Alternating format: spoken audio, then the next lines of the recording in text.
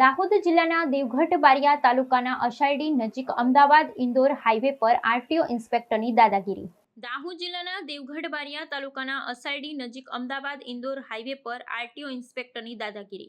Ahmedabad Indore highway પર RTO ઇન્સ્પેક્ટરે truck ડ્રાઈવરને ઢોરમાર માર્યો હોવાની ઘટના સામે આવી છે.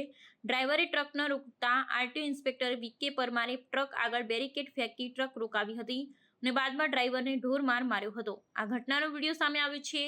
આ મામલે ડ્રાઈવર અને વિડીયો બનાવનારને આરટીઓ ઇન્સ્પેક્ટર પર રોફ જમાવવાનો આરોપ મૂક્યો છે. બીજી તરફ આરટીઓ ઇન્સ્પેક્ટર વાતને નકારતા એવું કહ્યું કે ટ્રક નહોતી રોકી એટલે અમે ખાલી ડ્રાઈવરને ડરાવતા હતા. આ ઘટના અંગે મળતી માહિતી મુજબ મુંબઈથી દિલ્હી જઈ રહેલી એક ટ્રકને આરટીઓ અધિકારીઓએ રૂબાબરી નજીક રોકવાનો પ્રયાસ કર્યો હતો, પરંતુ ટ્રક ચાલકે ટ્રક ન રોકતા આરટીઓ ઇન્સ્પેક્ટર વીકે પરમારે અચાનક ટ્રકની આગળ બેરિકેટિંગ ફેંકતા બેરિકેટિંગ સાથે ટ્રક અથડાતા ટ્રકનું આગળનું ટાયર પંચર થઈ ગયું હતું.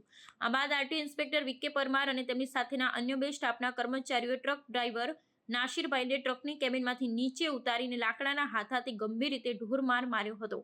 ડ્રાઈવરે વારંવાર પૂછવા છતાં તેને કેમ મારવામાં આવે છે, આરટીઓ અધિકારી અને તેમના સાથીઓએ મારપીટ ચાલુ રાખી હતી. આ ઘટનાનો વિડીયો હાઈવે પરથી પસાર થતા એક રાહદારીએ દૂરથી ઉતાર્યો હતો.